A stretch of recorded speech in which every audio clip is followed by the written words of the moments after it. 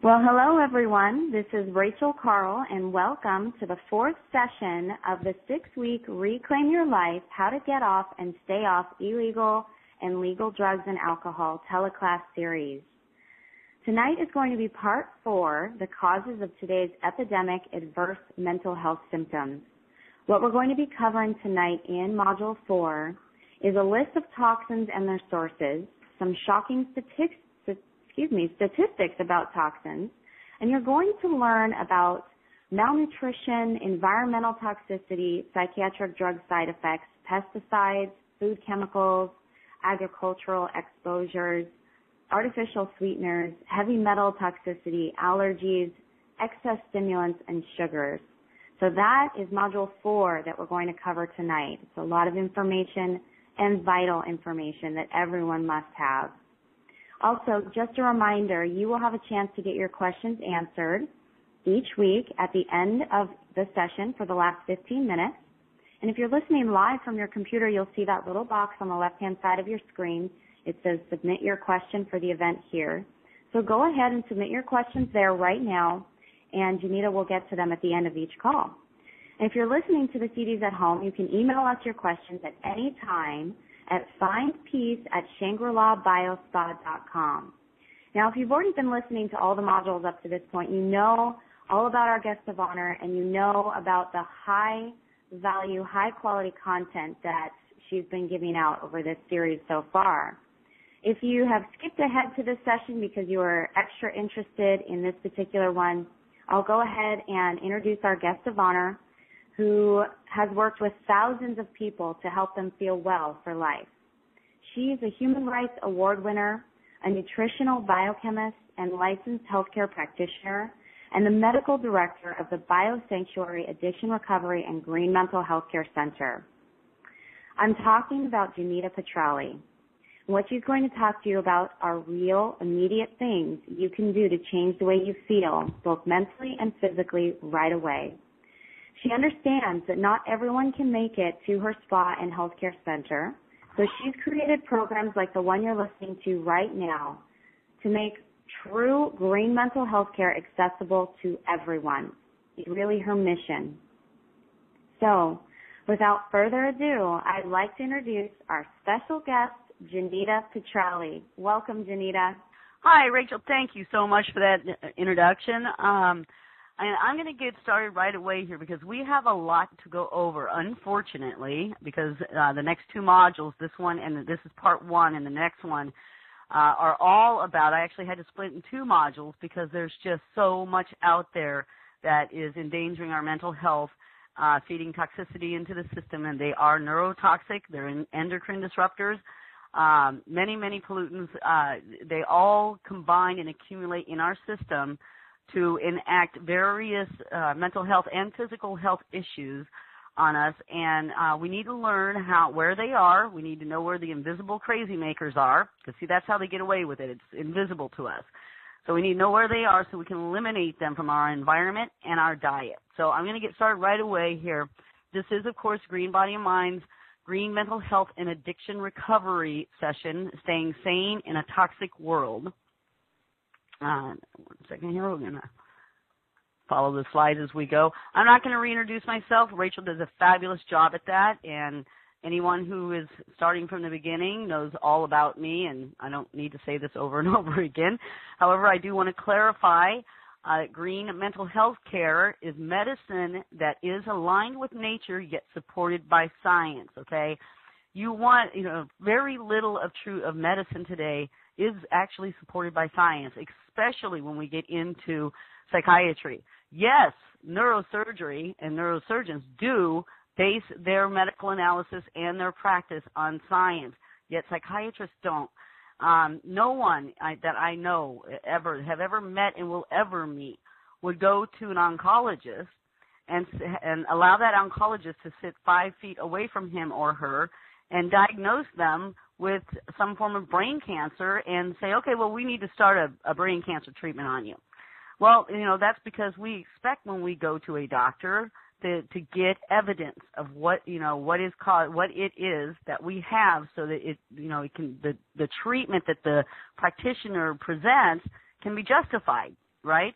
So I'll never understand how people will allow a psychiatrist to sit 4 feet away from them, conduct absolutely no definitive tests that provide empirical evidence, not subjective, empirical evidence as to what the condition is and what's causing it, and then continue on with treatment. So anyway, please never forget that green mental health care is aligned with nature. Yes, it is a holistic process. However, it is supported by science. Very important, okay? And today's topic is, like I said, part 1 of causes of today's epidemic adverse mental health symptoms. And this is very important because, you know, a lot of people, most people, in fact, because of the way we've been cultivated when we think of medicine, we go to the doctor thinking of, you know, what are we going to get that, you know, that we're supposed to put in our mouths as opposed to what do we need to be taking out of our mouths. See, you know, the process is opposite. You know, what we expect in allopathic medicine, out of allopathic medicine anyway. There is nothing that you will ever be able to put in your mouth that will forgive a bad diet, lack of exercise, lack of sunshine, lack of good and adequate water. There's nothing on the planet that will forgive that. So basically all they can give you is, of course, a drug that will mask the symptoms because drugs do not heal. They do not heal. They never heal. They mask, okay? And so thinking of that, what we're learning in these next 2 modules, as well as, you know, throughout this series actually, we're learning, you know, what is causing today's epidemic mental health symptoms so that me, you, all of us that practice green mental health can make the right decisions, eliminate them from our diet, our water, our environment, and go on and live the best and healthiest life that we can live on a very unfortunately toxic planet today. So the list of toxins and their sources is what we're going to be going over today. And the first point that I like to make when I go into this is, why do you think there is epidemic mental and physical health problems today? You know, we didn't have this problem 100 years ago, and we all know that. Anybody, you know, that is, you know, 20, 30, 40, 50 years old, they all know that we did not have these problems today. You know what? I'm gonna hold for a second because somebody is out there that's not muted, and I'm getting some feedback here. So I'm gonna go over and mute whoever's dog that is. Okay. Second there. All right, I got it. Heading back over to my slides. Okay, so hold on just a second. I have to reload. Okay, so why do you think there is epidemic mental and physical health problems today? Well, it is my position here, and what my medical model proves is that it is the toxicity in our food, our water, our environment today that is causing our medicines, our OTC and prescription medicines, that are causing the problem today. We didn't have it. We didn't have these problems 150 years ago. And so, you know, all we have to do is just take a look at what has changed. You know, what has changed in the last 150 years that would even begin to explain why we're suffering, you know, things that rarely existed 150 years ago. Like a 5-year-old diabetes, come on, you know, it was rarely heard of, okay? So, you know, when we start looking at all the things in our environment, we can begin to see why we're having the problems that we have, especially mental health. And I mean mental health starting at 1, 2, 3, and on to 80, 90. You know, there's various different things that are hitting people at different ages, but you know what? That age gets younger and younger and younger every year because of the accumulation in the environment and the accumulation in the human body. And also the accumulation in pregnant women who unknowingly do things like use Diet Cokes and this and that. It actually delay, retard, in a negative way impact fetal development. And, you know, we should be alarming them. We should be getting this word out so that they know not to use these products that they think are actually keeping them healthy and keeping their weight down, you know, while they're pregnant and this and that. And we're not doing that. And so therefore, because, you know, mainstream TV isn't doing that, what we're seeing now is just an alarming rise in birth defects today. So anyway, the premise of the next two modules, well, of course, my medical model is that it is the environment, it is the food processing, the food chemicals, the food additives, the depleted soil, the drugs, the drugs that are being put into foods and this and that. It is that is causing this, and it's the accumulation and the cross-toxicity factor. That means that these chemicals, when the FDA requires for a company to get a chemical passed for human consumption, or even to be cut loose into the environment, these chemicals are actually studied and tested in a very sterile environment. They're not tested in the biosphere. They're not tested under the circumstances that they are actually truly released into. That is a big concern, because there are so many chemicals being released into our environment, our food and environment today. They are cross-linked. They are affecting each other. There's a lot we don't know, unfortunately. And there's so much it would be overwhelming to even begin to understand what's actually going on in the biosphere right now with the cross-contamination and cross-toxicities of these chemicals and how they react when they get into the same environment with each other. So on that note, I'm going to go on and make the point as well that you cannot separate the mind from the body. A healthy mind requires a healthy body. Well, what these chemicals do is they attack various, hundreds of different areas of the body, and depending upon your specific lifestyle, your environment, whether or not you exercise, how well or not you eat, depending upon all those things, your genes, that is what basically defines where you're going to get hit by the oxidative stress in your environment. So on the premise that we know now that you have to have a healthy neuroendocrine system to experience good mental health, on that premise, I'm saying here that you have to look at all the things that are damaging and affecting in a negative way, affecting the neuroendocrine system, and remove those in order to provide a clean path from you to your mental health. So you cannot separate the mind from the body, and and we do not in green mental health care. We do not behead the messenger. See, that's what psychiatry does. There's your brain is symptomatic. Well, your brain is only the reporting system. All right, there's in Greek, ancient Greek days, they would behead the messengers of bad news. Well, that's exactly what psychiatry is doing today with these drugs. Here you are suffering, likely, from a very toxic or cumulative toxic environment, and, toxic diet over the years, et cetera, et cetera, et cetera. Even maybe have a trauma in your life. You were just getting by in the first place, and then you have a traumatic experience in your life, a loss of a loved one or something. And because you were just getting by to begin with, you just can't recover from the traumatic experience. See, we were given plenty of the natural endorphins and serotonin, neurotransmitters and hormones for good mental health, even during tough times. See, humans have been going through tough times for a long, hundreds of thousands of years. So we have survived all of them, but today we're not surviving them very well. So what happens is we get into trouble for one reason or another, and then, boom, we can't pull out. So we end up, we're either, not sleeping well or having anxiety or panic attacks or whatnot, or just the accumulation of the toxins themselves are producing these symptoms, which they do every single day. And so we go to a doctor's office, and what do we get? Well, we get more toxic chemicals to counteract or treat a toxic condition, and this is not the answer. It will never be the answer. It's just not how the body works. A toxic chemical, whether it's legal or illegal, is always going to levy damage on the body, whether it's the brain, the pancreas, the gut itself. Any and all of them actually suffer to varying degrees. So I'm telling you here, please do not behead the messenger. Do not take psych drugs. Do not take illegal drugs.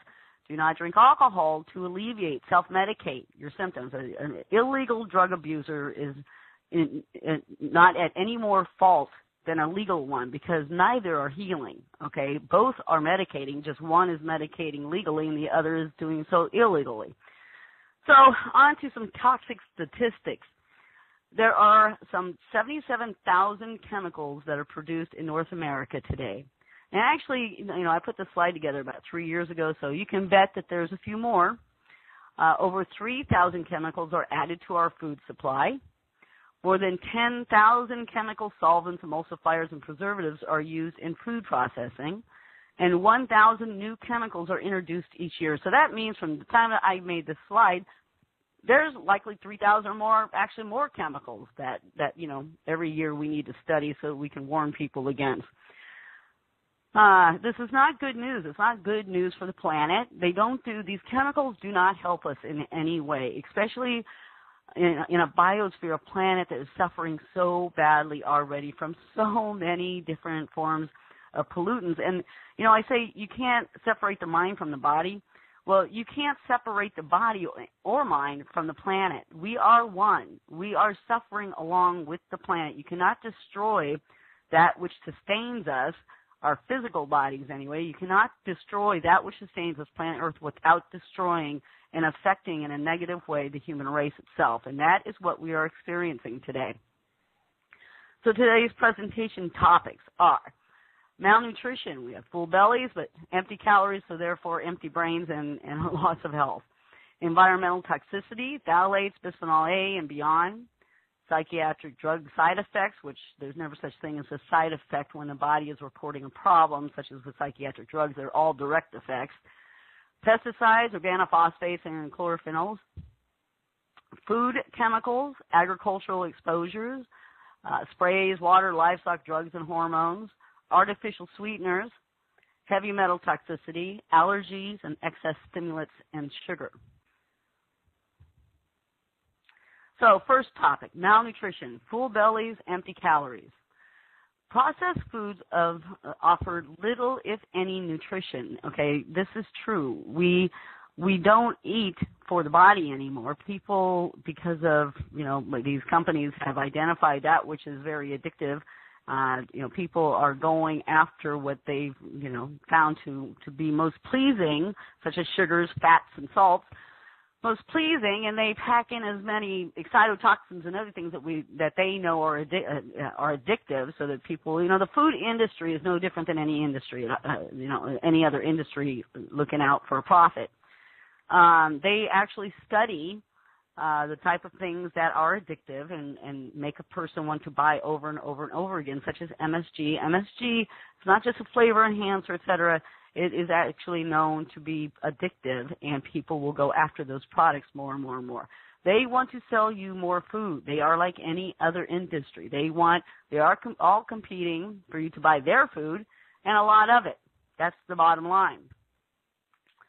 And these processed foods actually, some of them, I'm sure, actually take away more nutrition than they give the body. So you're actually dumping nutrition out of your system as opposed to adding nutrition to your system, because the toxic nature of the food itself is extremely the toxic nature itself causes a huge tax on the body's metabolism and elimination process. The body has to use nutrient stores to break down toxins.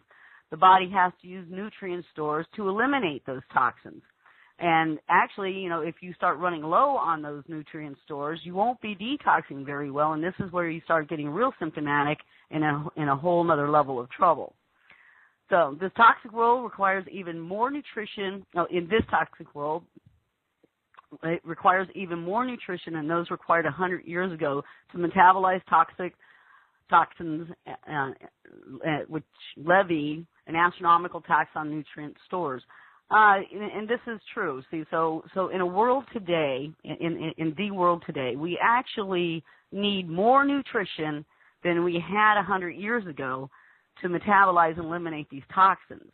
And actually, in the world today, we actually have less nutrition, even if we are eating organic, because unfortunately, organic food, even though it is many, many, many times over more nutritious and good for us, it's still, produced in a very toxic world that, I'm sure there's some level of nutrient stores, vitamins, minerals, et cetera, that are diminished just because of the change in the atmosphere, the toxic nature of water, et cetera, et cetera. So in a time where we need more nutrition to be healthy and well, we're actually getting less. So that means we will suffer more oxidative stress. And oxidative stress, if you've listened to any of my lectures, you'll know oxidative stress is the foundational cause, the fundamental cause of all disease. What kind of oxidative stress, and depending upon your lifestyle and genes, is what defines where your body will be attacked, where your weakest point is. But it is oxidative stress that causes disease. And of course, people are suffering malnutrition psychosis. Anybody familiar with the tactics of war and whatnot will be somewhat familiar with, what starvation can do to a prisoner. Well, that's exactly what's happening to us. In a lot of my patients anyway. When the toxins get so accumulated, so built up that the body seriously cannot remove them, it can't function well, it's starting to break down. The brain actually utilizes about 20% of the body's energy stores at any given time. The brain is a huge consumer of nutrients, and when it doesn't get it, it begins to not function very well. It's very dependent on the nutrition that we receive. A lot of people don't understand that. People eat for, weight loss or, to be healthy in that way, but really the brain is the biggest consumer, the largest consumer, the individual organ that consumes the most nutrients. So when it starts to go, that's when you start suffering malnutrition psychosis. And that can be a number of things, with this mental fatigue, depression is a form of psychosis. There's a slew of different, just fogginess, not thinking clearly. There's many, many, many different symptoms that the brain will express malnutrition psychosis depending upon your specific situation. So, we have to eat for our brain health as well, not just, to have good weight and such, but, eating for brain health will actually also translate into good weight, keeping a good weight on you. So this slide here, environmental toxicity, phthalates, bisphenol A, and beyond. These are links that, because, these subjects get so complex. I mean, not complex in a way that you can't understand them, not in that way at all, but complex in a way that there's so much information that needs to be conveyed about these subjects. I actually have added a lot of very important links for people to follow up on and read. Because like I said, not so much complexity, but the amount of information that you do need to read to understand what's happening here and the effect that all the various, I just gave you, over 40,000 chemicals are being dumped into our food, atmosphere, this and that yearly, billions and billions of pounds, to understand the effect that they all have. You can actually look at them in categories, which makes it a little easier. There's neurotoxic, which damages the nervous system. There's endocrine disruptors, which actually damage the endocrine organs, those organs that produce hormones for your good mental health. There's stimulants, which of course rev you up and overstimulate you, which also are neurotoxic and will affect it in a negative way your mental health. And then of course there's the carcinogenics, those items that cause cancer. So those are the major categories. Now, pesticides actually are indeed neurotoxic, excitotoxic, endocrine disruptors, and they're in most everyone's food. If you're eating a conventional diet, you are eating a plethora of things that are actually very, very toxic and damaging to your nervous system. And that will, of course, have a negative impact on your mental health. You'll be overstimulated. You'll have anxiety attacks. You could have panic attacks. So anyway, I've added a lot of links in this presentation today so that you can go directly and read up on some of this stuff yourself. and make sure that you do. It's very important that you understand where these things are. So this first link is basically the EWG's website, the Environmental Workers Group's website, Pick Plastics Carefully topic page. And I'm going to read this excerpt from it. It just highlights, a little bit of a lot that you need to be knowing about the plastics that you use. And so anyway, it goes, stay away from toys marked with TREE or PVC. PVC stands for polyvinyl chloride, commonly called vinyl. PVC is often mixed with phthalates, a toxic additive that makes plastic more flexible. While phthalates were recently banned in new children's toys, they may be in toys made before February 2009 when the ban went into effect, as well as in shower curtains, inflatable beach toys, raincoats, and toys for children older than 12. Now, why? I'll never understand why a toy with phthalates in it would be any better or okay for a child over 12, or even somebody 30. Because I played with my kids' toys a lot, playing with her. These things have the same effect on people. However, yes, younger children, their detoxification pathways are not matured yet, so they are hit harder. They are definitely hit harder, and everybody wants to protect their children so they develop well, because you can't get those years back. So, but this stuff is no good for any of us, all right? None of us should be living in a world, it's just not right, that we live in a world where corporate interest and profit trumps health, and truly looking out for the safety of the people. So next one, avoid polycarbonate containers, sometimes marked with the number 7 or PC, especially for children's food and drinks. These plastics are rigid and transparent, like plastic food storage containers and water bottles, among other things. Trace amounts of BPA can migrate from these containers, particularly if used for hot food or liquids. Soft or cloudy colored plastics does not contain BPA.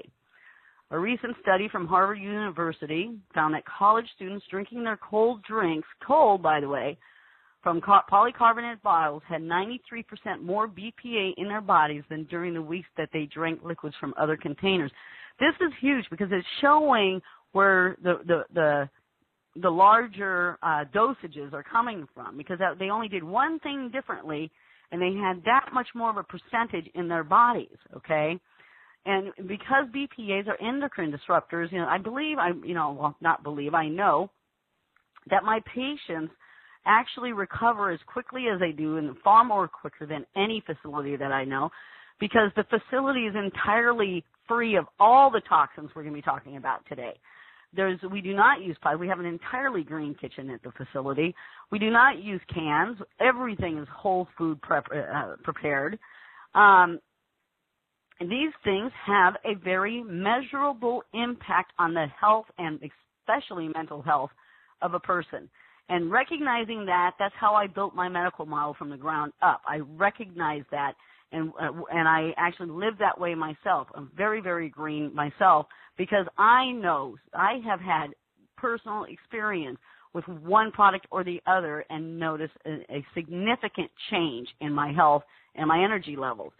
So anyway, we recommend the use of glass over plastics. Now, this is the EWGA speaking.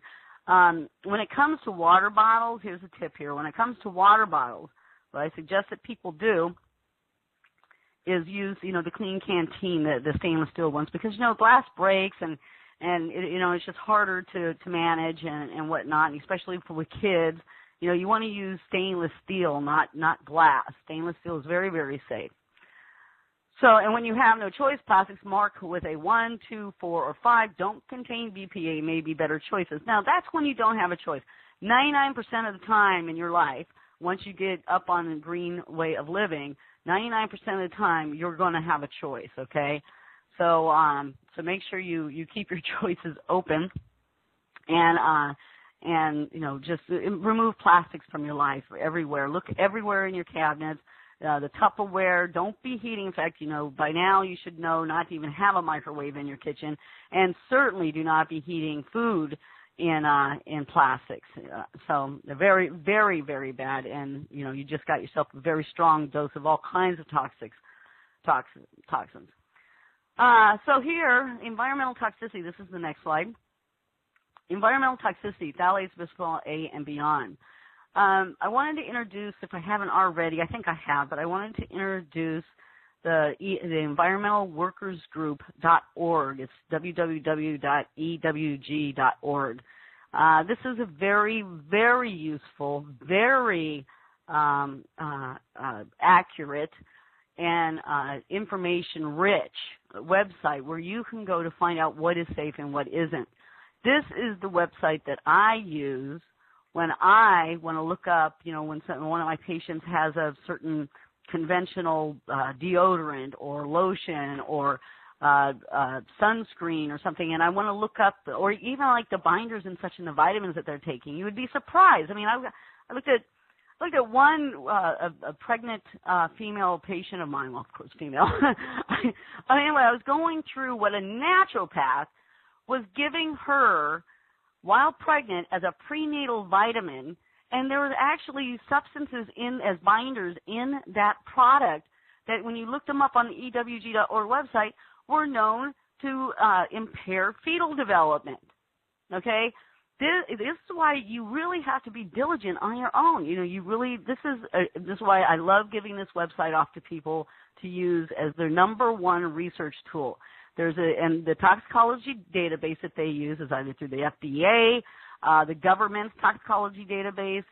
These people are true scientists. They are not, some holistic band of natives running around, just preaching, without scientific evidence, preaching the evils of certain things. This is all science, okay? And anyway, anything that you don't know what it is, if you have a question about sunscreens, if you have a question about your shampoo, if you have a question about the water you're drinking, I can send you to the ewg.org with confidence that you will get the right information, okay? So I wanted to introduce that. Now, the next link here is regarding bisphenol A. Very important that you understand where this one's coming in. I would hope that nobody is eating out of cans anymore after listening to this teleseries. I would hope that nobody's eating out of packages anymore. But those cans, the plastic liner in those cans is actually made with BPA and is a very, very strong potent source for that particular endocrine disruptor. Now, again, what is an endocrine disruptor? An endocrine disruptor is any product, chemical that disrupts the endocrine system. Now, my medical model by now. My premise is that it is the neuroendocrine system in your body, your neuroendocrine system, that defines your state of mental health, and this is true. Your mental health is entirely reliant on the proper functioning of your neuroendocrine system. So anything that is an endocrine disruptor that is going to disrupt your endocrine system, it is going to disrupt your neuroendocrine system, and therefore is going to have a negative impact on your mental health. So these things are extremely important to look up, study, to get familiar with, find out where they're at, and get them out of your diet. And again, I put this next link up, endocrine disruptors, on Wikipedia, so that you can get a good look at the many that are out there. I'm bringing up phthalates and bisphenol A because those are two of the biggest ones that are really under scrutiny right now. They're being studied a lot. We have a lot of data out there now about the negative effects on them on the nervous and endocrine system. So I wanted to provide these links for you so that you can read up on this stuff and eliminate all sources that you find here from your food and environment.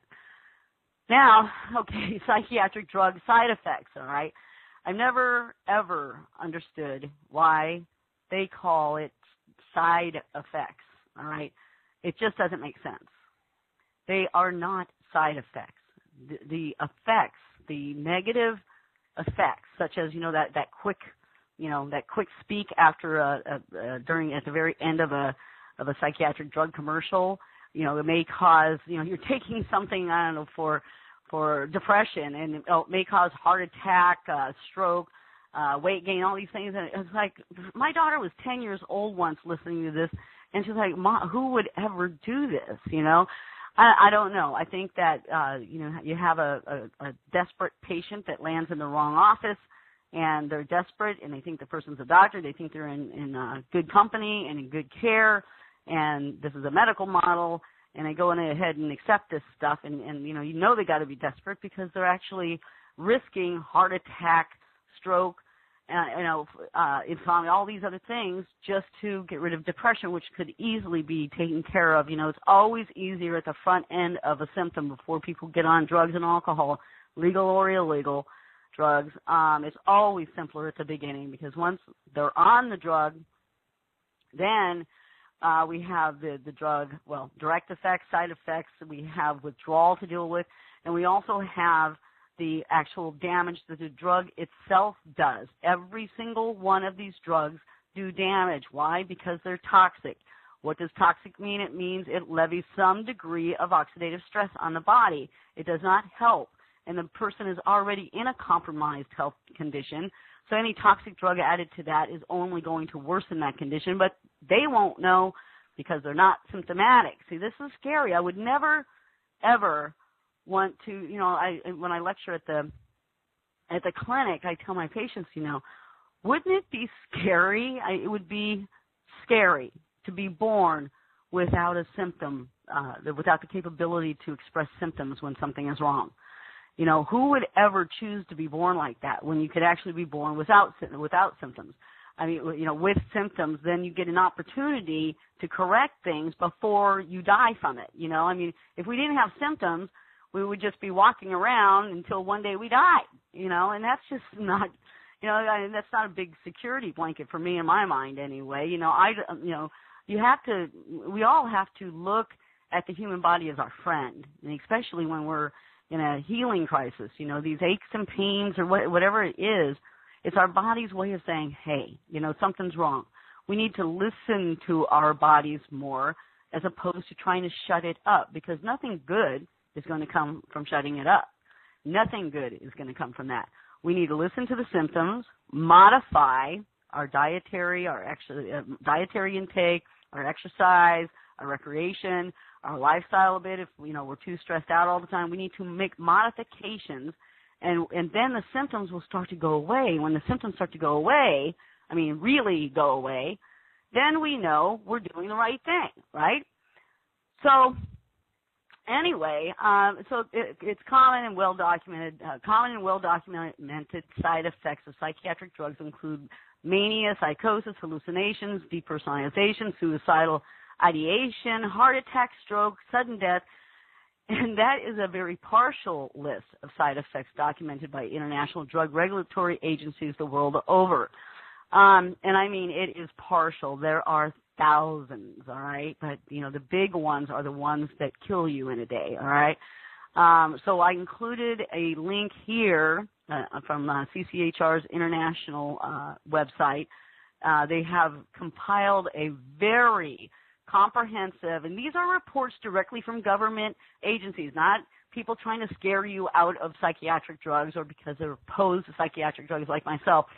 This is not, they're using government reports, okay? They're not making anything up here. These are, consistent complaints and deaths created by these drugs. So that's a very good website for you if you are on psychiatric drugs right now to go take a look at and type in the side effects, anything you're feeling. See, a lot of people think, I'm taking medicine. There's no way that the drug that I'm taking, this medicine that I'm taking could be causing these, these aches and pains, stomach pains, muscle aches.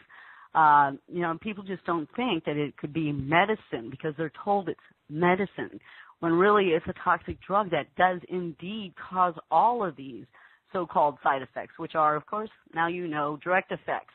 Those direct effects, by the way, are caused by the damage, disruption of biochemical pathways, normal, healthy biochemical pathways, and damage being done to the body, especially the stomach ache stuff. Toxic drugs are extremely bad on gut flora and digestion and being able to eliminate properly, all that. So don't ever, think that they're side effects, because there's nothing side about them. They're not some auxiliary thing that's happening that you don't have to be concerned about. They are very, very serious conditions that you do need to be concerned about.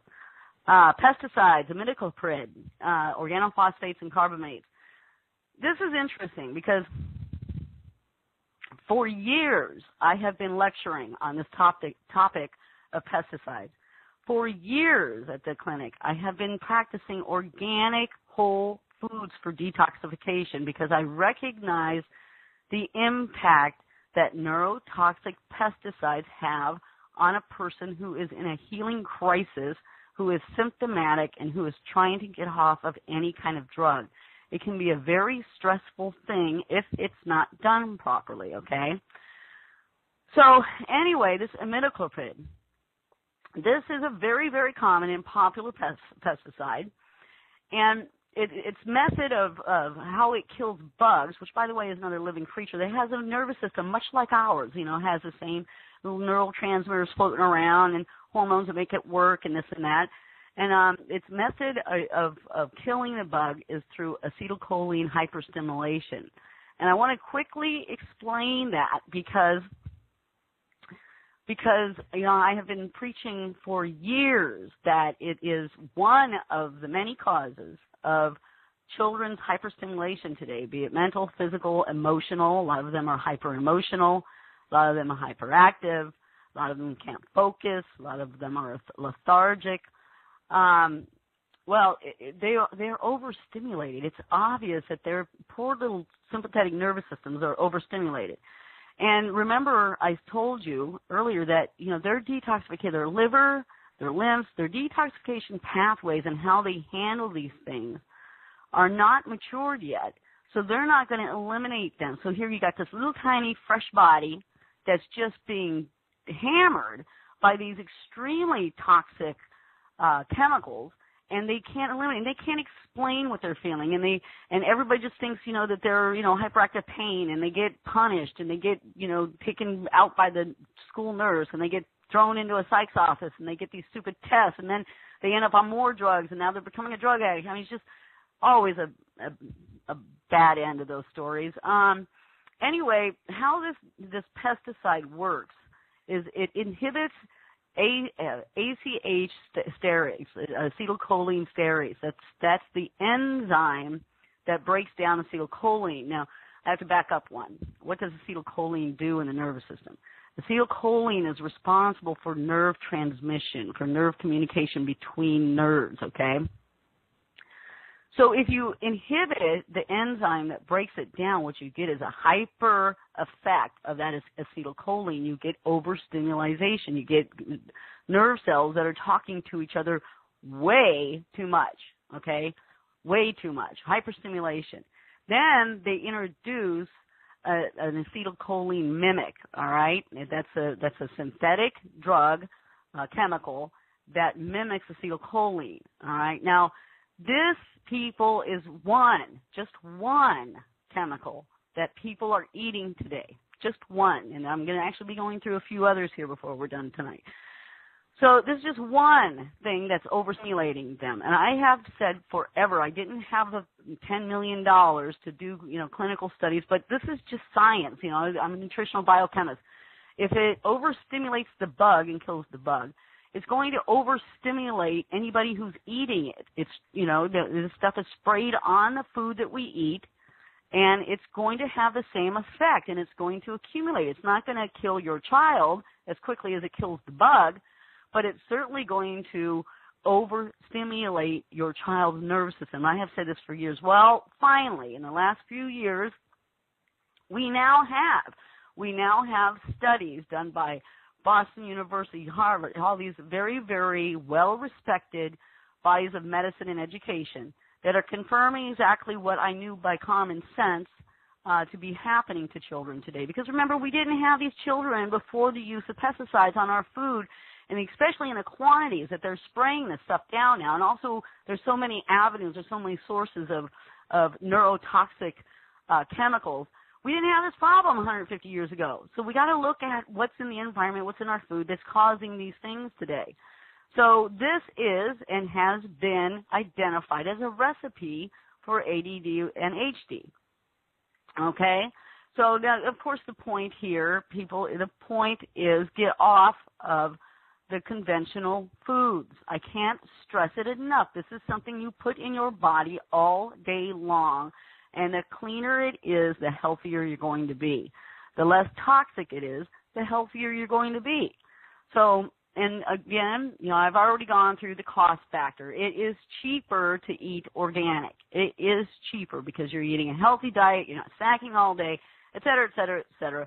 Preventive medicine is always cheaper. It's more enjoyable. You have confidence about yourself, or confidence that you're going to be living a lot longer, enjoying the quality of life. Who wants to be in a wheelchair? Who wants to be rolled around by 50, 60 years old? I mean, there's no argument at all for not eating organic food at all. Okay, food chemicals, chlorinated hydrocarbons, organophosphates, carbamates, and inorganic pesticides. Now, that includes copper, lead, arsenic, and mercury. I don't know if many of you knew that these things are added to these pesticides that they're actually spraying on your food. So, we're actually getting mercury in a number of places, but these elements are actually, these toxic metals are actually in pesticides today. So that is another, concern, because nearly every single patient I have treated in 15 years has some degree of various heavy metal toxicities, okay? Of course, the common ones are mercury and lead, but there's aluminum, cadmium's coming up a lot now. There's a lot of them that are showing up more and more and more. This stuff is accumulating in our bodies, okay? We have to get rid of its source, and that means, of course, first thing to do is start eating an organic diet, especially if you have children, okay? So this official study links ADHD to organophosphates, and this can be found at this link here.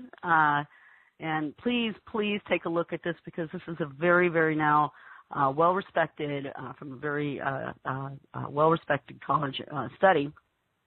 And it's important that people know about this and get the word out, because, again, pesticides are invisible crazy makers. People don't see them. They think that we've been eating them forever without killing us, which is, it couldn't be farther from the truth. Yes, they are killing us and have been killing us for a long time, and driving our kids nuts and causing inflammatory disease and all kinds of things, and contributing to diabetes. It's no good. It's no good to be eating a poison.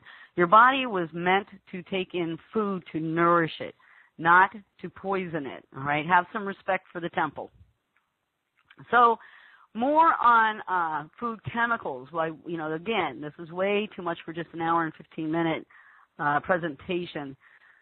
So, I had to provide some very, very good links for everybody to follow up and study up on some of this stuff. Now, food processing, that is another big one everybody needs to get familiar with. Food processing, just the word alone, processing, that's what your gut is supposed to do. You're supposed to eat a whole food, and then your gut is supposed to break it down on some big machine, turning it to slush, and then repackaging it to look like food, and then you eating it, and it turns, straight to sugar. No, you're supposed to be the food processor. So you want to get whole foods. You want to get whole foods and eat those and be the processor, all right? But anyway, that was a good link on that one, so I wanted to share that. Then, of course, the WHO, the World Health Organization, and its page on food additives, chemicals, and processing. I thought it's a very good official website. The WHO actually years ago, probably 8-9 years ago by now, they put out a warning about sugar. And I thought that they were being extremely diplomatic.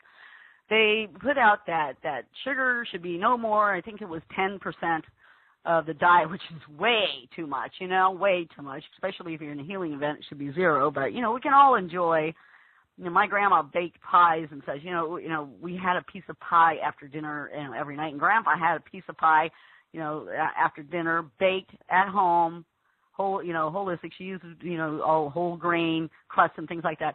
But, he died with a smile on his face in his sleep at 93. So,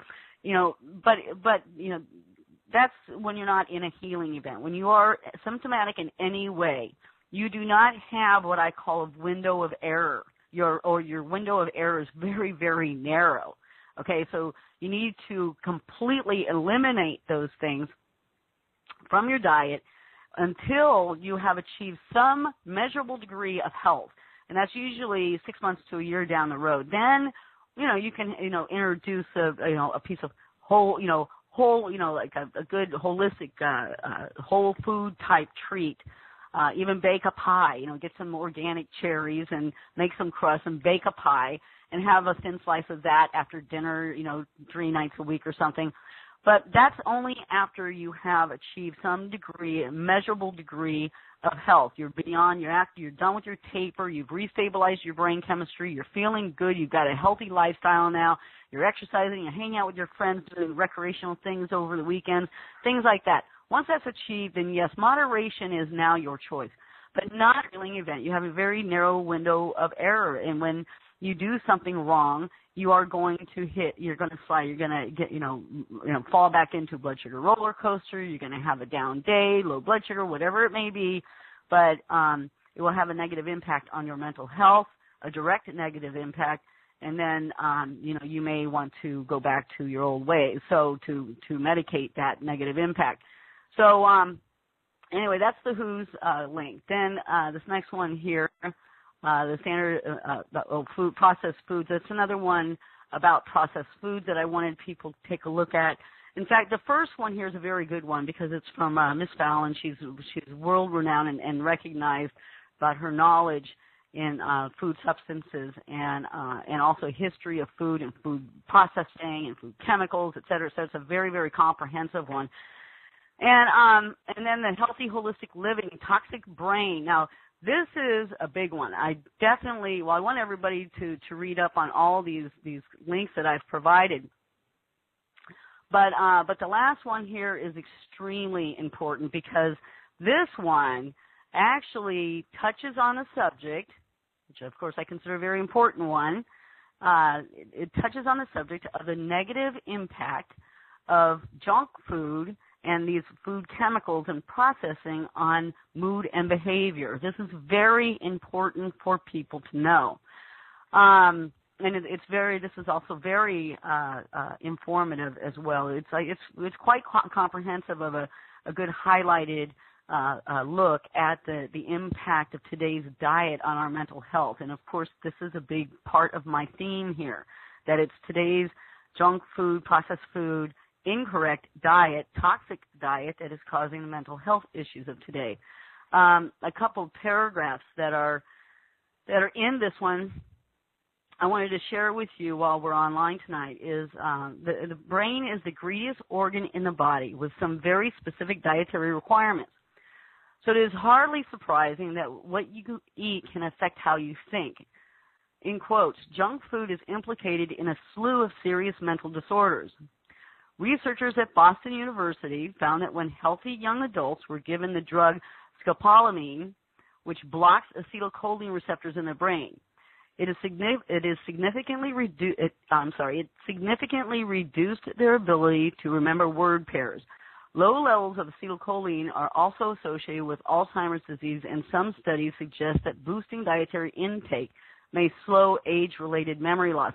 Now, by the way, I need to clarify something before I go to the next paragraph, because I just told you, the dangers of these pesticides and overstimulated acetylcholine. What happens when a person's diet overstimulates their acetylcholine? They will go through a period of overexcitation, okay? Then, on the opposite side of that, they will experience fog. See, this is why kids are having this problem, and this is also, a great recipe for what's considered bipolar, okay? So that's what's happening, because when you overstimulate a neurotransmitter in your body, then the after effect can only be, understimulated. You've burned up a lot of the availability of that neurotransmitter, so you're going to go through a period until your body can recover. You're going to go through a period where it's low, so it goes over high, it's overstimulated, and then it goes low. All right, so that's a hyperactivity part of it, and then when it goes low, of course, that's the lethargy, the brain fog, not the inability to remember certain things. So I just wanted to clarify that while we were here. So junk food has been implicated in quite a few serious mental disorders, from dyslexia and ADHD to autism. Researchers at the Annual Society for Neuroscience meeting in San Diego, California, reported that rats and mice raised on the rodent equivalent of junk food struggled to find their way around a maze and took longer to remember solutions to problems they had already solved.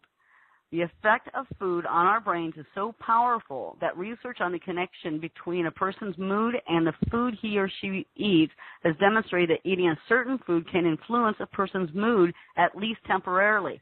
So, I mean, and this is a much larger article, but I just wanted to highlight the core theme, the core message that's conveyed in this article here, because it's extremely important that you really take to heart and that you understand, why I'm so passionate about conveying this message, because, you can't continue eating, these junk foods and conventional foods and not take this very serious first step to heart. You can't be healthy. You cannot be healthy on a bad diet. It's impossible. It's impossible. In fact, you go to, the AMA published years ago, I think it was 85% then, but it's more now. And in fact, the Journal of British Medicine reported 92% of disease today is attributed to diet and lifestyle. So diet, right there, diet. And of course, diet's going to have a much more impact, greater impact on your health than even lifestyle. But, they usually go one in the same. No, usually are one in the same, of course. People with healthy diets usually practice healthy lifestyles. So anyway, this next topic, and boy, this one's another big one, but I want to tell a quick story about aspartame. I had a patient, in fact, she was my daughter's gynecologist, and she'd been working, which is an integrative, actually a surgeon as well. She was an integrative gynecologist, a surgeon as well. She oversaw a surgery that my daughter had to have, which saved her life, by the way. There are good uses to allopathic medicine, and in this case, with this particular doctor overseeing her care, she was able to use the best of both worlds, both allopathic and holistic, to save my daughter. It sounds simple enough. It was a twisted fallopian tube, but it had become infected because we didn't know what was going on, and it was this very bright, insightful doctor that had the right test run while this thing was getting bigger and bigger, kind of like appendicitis, except nobody was looking. They looked at her appendix and everything looked fine, so nobody was looking for 16-year-old's fallopian tube to be impacted. So anyway, she saved her life, and I will be forever indebted. And she also helped renew a respect for the good parts of allopathic medicine. If I got hit by a bus, absolutely. I want that ambulance to scream right past my herbalist, right past the naturopath, right to the emergency room, pump me up on morphine, and get me in the surgery and patch me up. Stop the bleeding. They're very good at that. They're also very, very good at diagnostics. That's why I use, as a scientist, I am so thankful to what the advances that they have earned in diagnostics.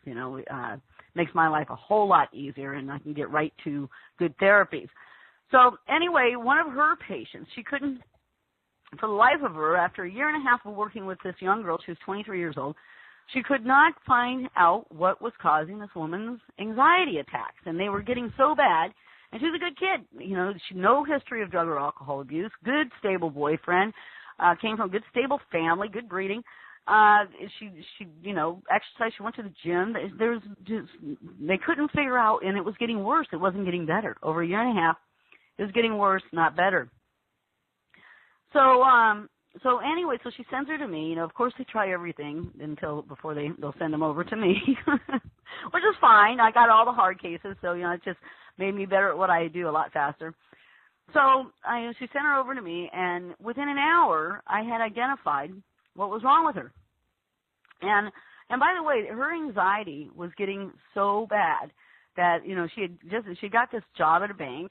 when she got out of college. She got a job at a bank, and she was actually, when she had gained a bunch of weight, and she was, actually having to call in sick because she could not speak, correctly. She spoke very nervously. She couldn't, she started to panic. She couldn't be around people without feeling uncomfortable. She started, experiencing social anxiety. And simply because, when you're anxious, you don't want to be around people. And I know there's no real difference between anxiety and social anxiety. One feeds the other. But anyway, within an hour, I sat down and I was doing her medical intake, and I saw that she was chewing 2 packs of gum a day, and I'm like, what? And apparently, she liked her Diet Coke. It wasn't too bad, but she had a couple a day, I guess. And I said, well, when did you start doing this? And she said, about a year and a half ago when I got my job at the bank, because I have to work closely, with people, and I was just very self-conscious about breath, so I started chewing a lot of gum. I go, really? Okay. So, well, knowing what aspartame does to the brain, it literally eats holes into the brain of rats in laboratories, et cetera, and people, actually. Aneurysms, brain tumors, all kinds of problems. There's over 10,000, well over 10,000 complaints at the the FDA's office on this stuff, and many class action lawsuits. And so anyway, I put this woman on a brain food rich diet, and then of course she was already exercising fairly regularly, but I put her on a brain food rich diet, on a detox diet, because it always accelerates the healing process. A detoxification diet always accelerates the healing process. And of course, I asked her to remove all aspartame and any other kind of artificial sweetener from her diet, and as well as meat and dairy for a while, and just for about 6 to 7 weeks while we got through the detoxification program portion of her program. And actually within a month, all of the anxiety had gone away, and within about, as I recall, this was about 5 years ago, but 6 to 7 weeks in, she had lost the 25 pounds that she had gained when she started this aspartame habit and chewing gum. That was a direct. See, a lot of times people come to me, with all these multiple mental health issues, and because they've been on drugs for a while or been drinking, it's really hard to identify what was the original, which they all play a part in the symptom of anxiety. But see, this was I love bringing this particular patient up because she was doing nothing but aspartame. There was no alcohol or drug history in her at all, illegal or illegal. The only thing that she was doing that could be causing it was the aspartame, and the only thing we did was pull out aspartame and, of course, put her on a detoxification diet and put in some good supplements to help quickly rebuild, good brain function, some good, good phospholipid layer on her brain neurons, brain cells. And this girl was fine truly fine, anxiety-wise, within a month. And then, of course, the weight went away, and she was a happy girl and went off.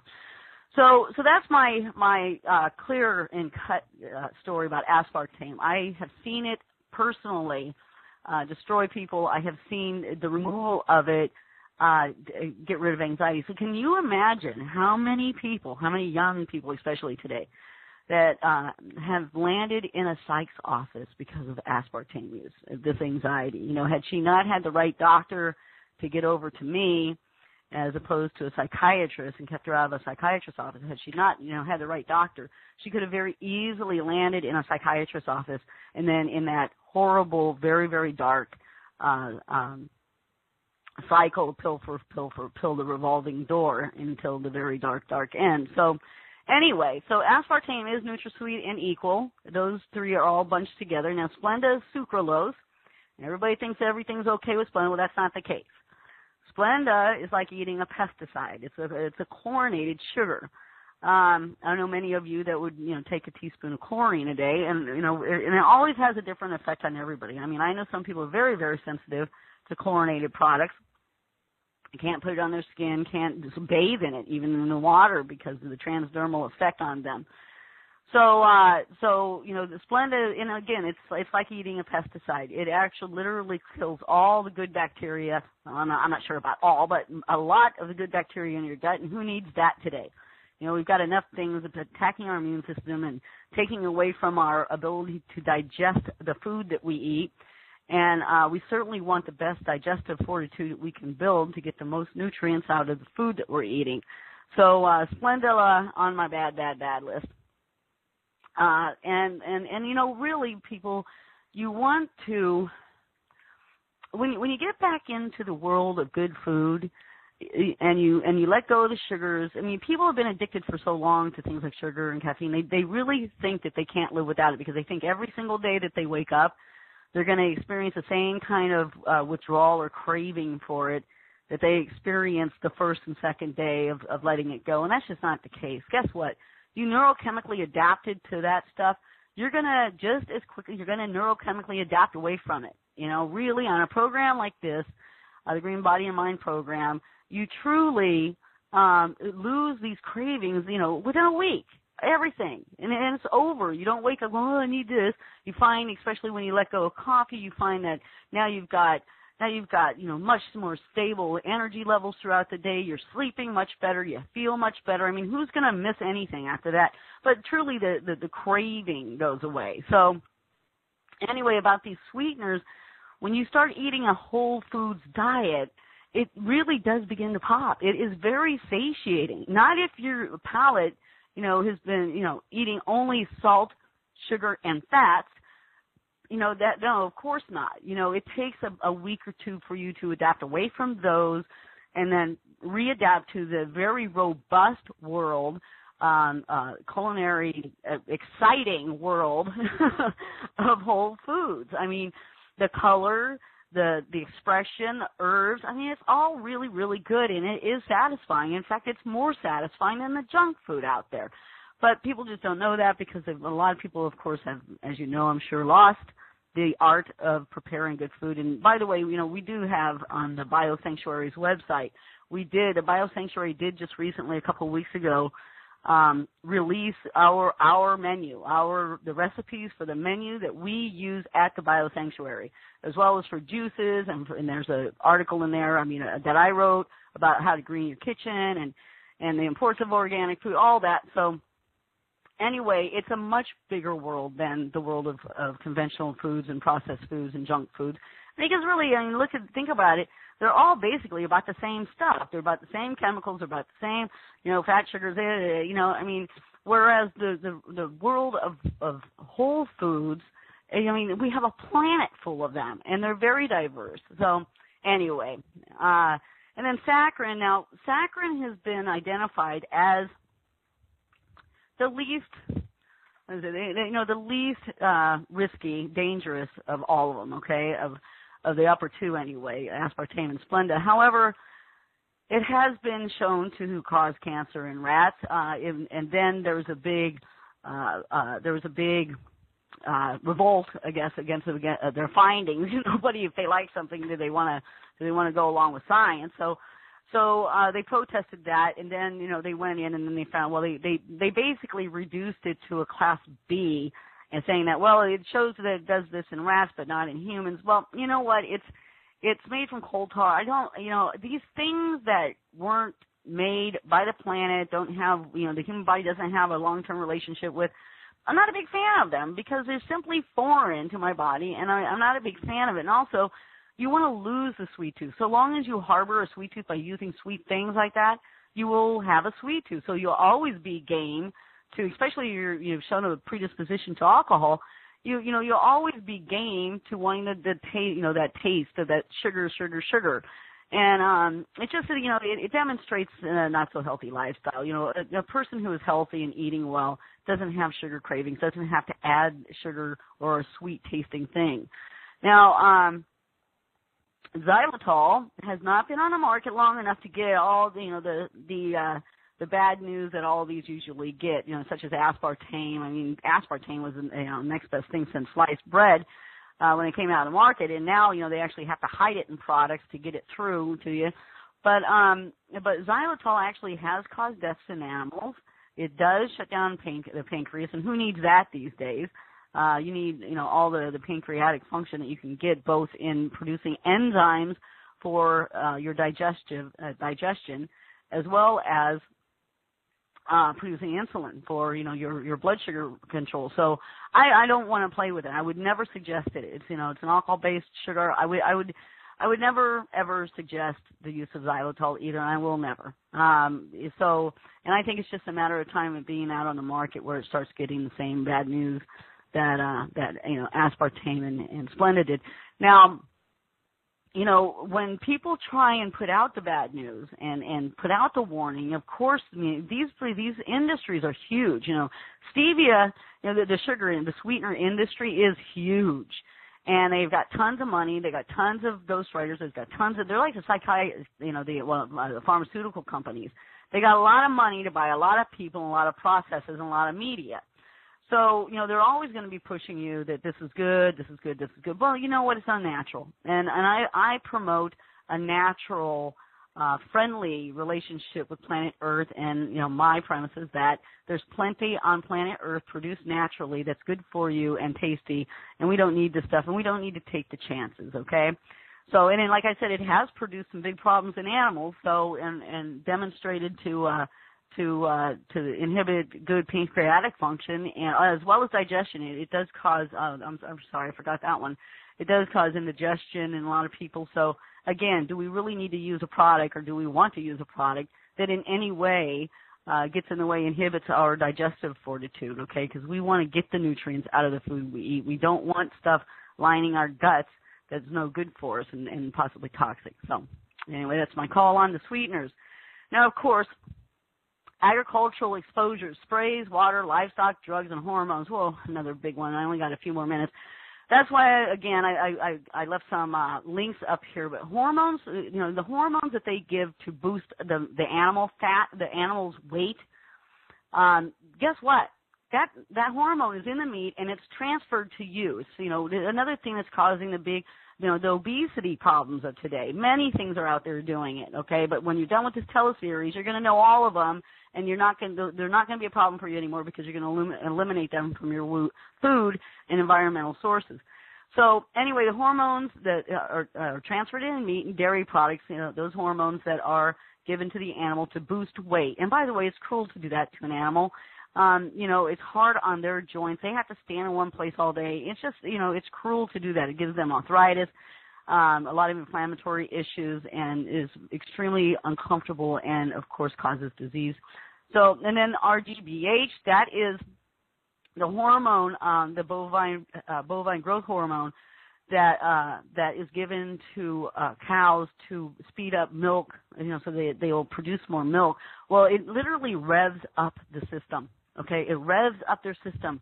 It doesn't feel good to them. I'm sure it gives them anxiety attacks. It revs up their system, and it's going to rev up your system, your children's system. Again, those hormones, and also they have been strongly linked to cancer.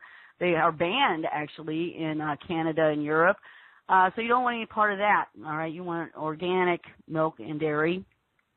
And you really want to try and leave dairy alone except for, a treat here and there in a restaurant and something like that.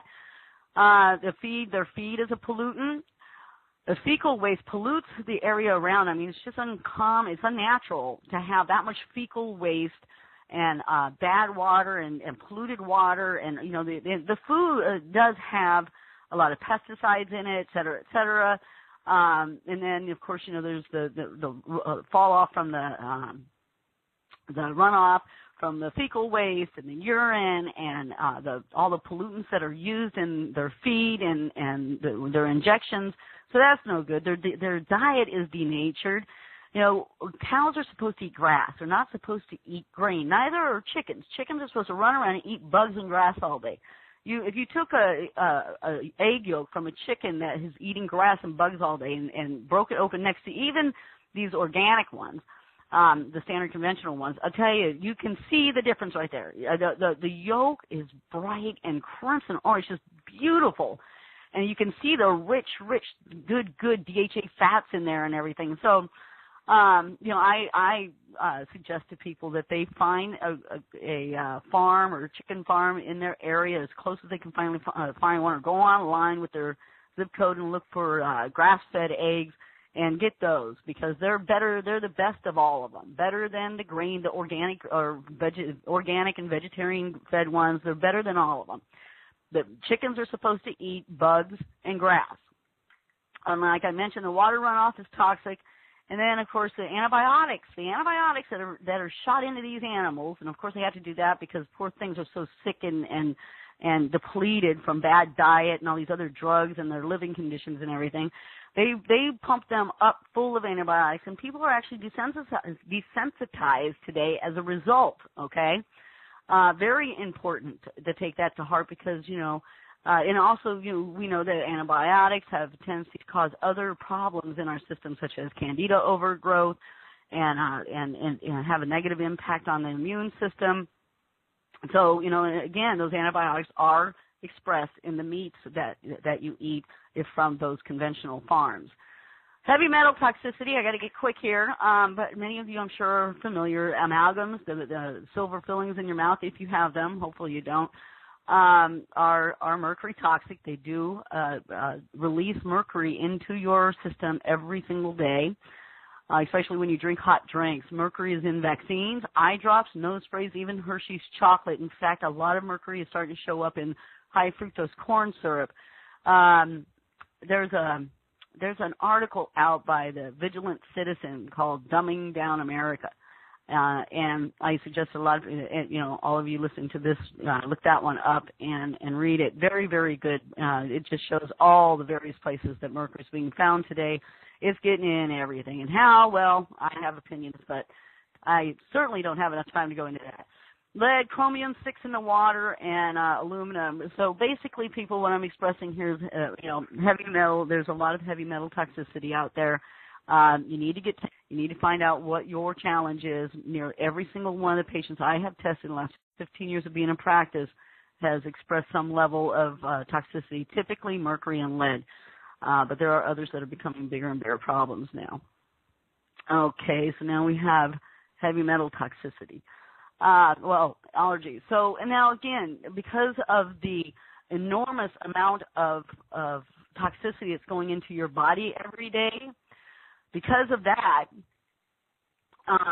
your liver is getting inundated. Your liver is sluggish now. It's having a hard time keeping up with all of this. It's very, very hard on the liver to keep up with all the work that it's been given every day. It's being given every day. And as a result, people will express more allergies because a lot of times allergies are because of a buildup of a certain substance and the body reacts to it with histamine and causes problems, causes discomfort. I've had many, many, many allergies actually disappear or at least be significantly reduced on this program because of what it does in clearing up and improving liver function, improving lymph function, and, getting rid of the toxicities, not just getting rid of them in your environment and food, but also getting them out of your body now and getting yourself cleaned out so now your detoxification pathways can work well, and your allergies will be significantly reduced, if not entirely eliminated. Now, excess stimulants and sugar, well, by now you know what's going on here. Caffeine, too much, can't have it in a healing event. Just no, you can't. Anxiety, insomnia, all these things, and people are still drinking caffeine. I don't get it. Overstimulates the sympathetic nervous system and drains the parasympathetic nervous system. Blood sugar roller coaster. Sugars and caffeine are a big problem today, okay? The blood sugar roller coaster goes high to low, and, this is what people get diagnosed bipolar for. They have hypoglycemia or even the mental effects of it. You don't even have to present as hypoglycemic to have the effects of it, because actually when the brain goes too low, and it determines differently many times than the body when it's too low to function well, and it will change mood like a heartbeat, okay?